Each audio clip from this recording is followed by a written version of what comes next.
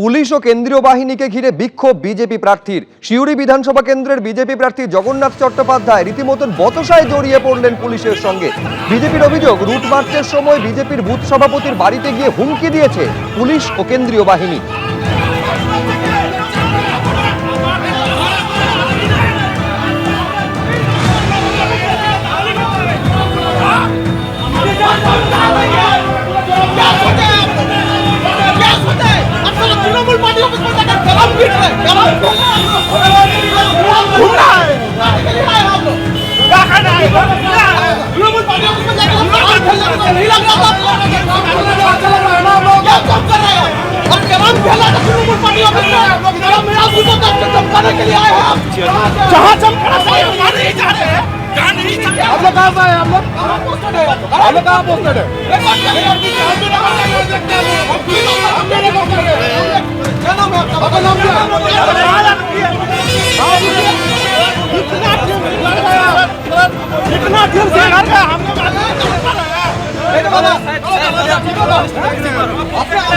BJP যা শুরু করেছে, কেন্দ্রীয় সরকারের পুলিশটাকে বিজেপির দলের কর্মী বা আরএসএস এর কর্মীরা ভাবতে শুরু করেছে।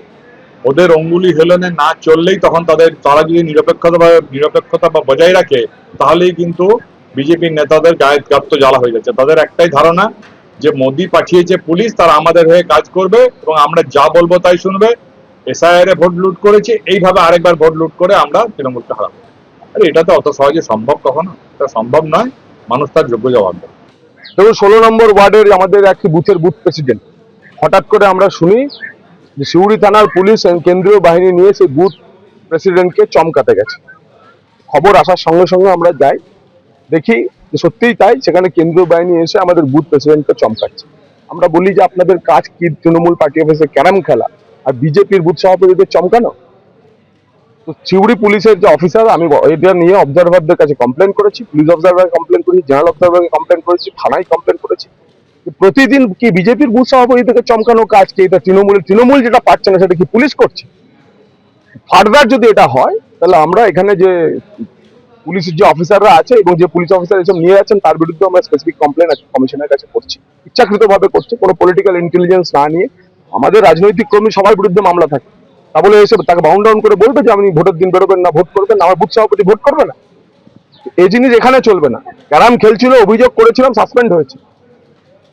বাগদা বিধানসভা কেন্দ্রের বিজেপি প্রার্থী হিসেবে সোমা ঠাকুরের নাম গতকালই প্রকাশ করেছে দল। আর প্রচারে বেরিয়ে বিজেপির প্রবীণ নেতার অসন্তোষের মুখে পড়লেন বিজেপি প্রার্থী। তিনি বলছেন, বাগদায় তো গরু ছাগল বাস করি, এটা বাগদার মানুষের কথা, আমার নয়। দীর্ঘদিন ধরে বাগদার মানুষ বঞ্চিত। প্রার্থীর সামনেই বললেন বিজেপির প্রবীণ নেতা।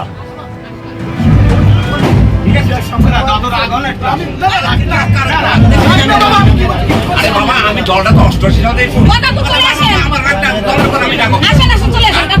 আমরা বাসা গরু সকল বাস করি, তাই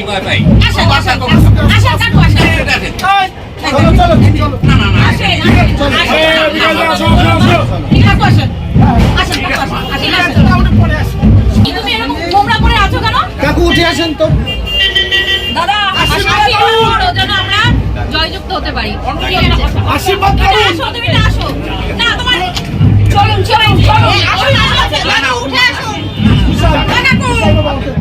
দল যাকে পাঠিয়েছে প্রার্থী তো আসতেই পারে বা আসবে, তাকে আমি কেন কথা বলবো? আমি কথাটা আমার দলের উদ্দেশ্যে কথাটা বলা, প্রার্থীকে আমি বলিনি। না, কথাটা এখানে আমার পার্টির জেলা সভাপতি এসেছিল, সেই উদ্দেশ্যে সবার উদ্দেশ্যে আমি বলেছি যে আমরা বাগদায় মানুষ বাস করি না। সেটাই চেয়েছিলাম যে বাগদা থেকে যে কোনো ABCD ভূমিপুত্রই হোক, বাগদাবাসীর আবেদন ছিল এইটাই।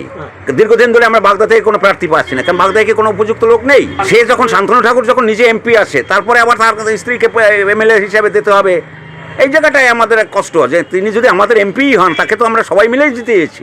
আজকে না, একবার না, দুইবার তাকে MP করা হয়েছে। MPর স্ত্রী হলে হেভি ওয়েট কিনা, তার কর্মদক্ষতাটার উপর তো নির্ভর করবে সবকিছু। জানতে পারলাম যে শান্তনু ঠাকুর মতুয়া ঘরের মতুয়া অধ্যুষিত, তার 5টা সিটের দরকার, এরকম কথা অনেক কথাই বের হয়েছে। বাগদার মানুষ সিদ্ধান্ত নিয়ে নিয়েছে যে যারা 3 মাস ধরে মানুষের পাশে থাকেনি, মানুষের ভোট কাটা গেছে প্রচুর লোকের, হঠাৎ আজকে এসে বিজেপির প্রার্থী হয়ে ভোট প্রচারে নেমেছেন মাননীয় জাহাজ প্রতিমন্ত্রী শান্তনু ঠাকুরের স্ত্রী। তাই প্রভাব খাটিয়ে বাগদা বিধানসভার বিজেপির প্রার্থী হয়ে এসেছেন। এবং আরেকটা কথা প্রশান্তবাবু বলেছেন যে উনি তো কোনোদিন দলের পতাকা ধরেননি, ওনার স্বামী হয়তো দলীয় পতাকা ধরে মন্ত্রী আছেন, কিন্তু সোমা ঠাকুর কোনোদিন দলের পতাকা ধরেননি। এত মারাত্মক অভিযোগ। আমাদের প্রার্থী তৃণমূল কংগ্রেসের মাননীয় মধুপর্ণা ঠাকুর অলরেডি বাগদার মানুষের প্রাণপ্রিয় হয়ে উঠেছেন।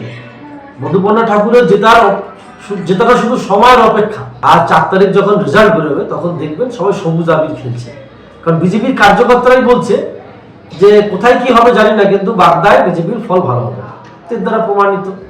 এবিপি আনন্দ, এগিয়ে থাকে, এগিয়ে রাখে।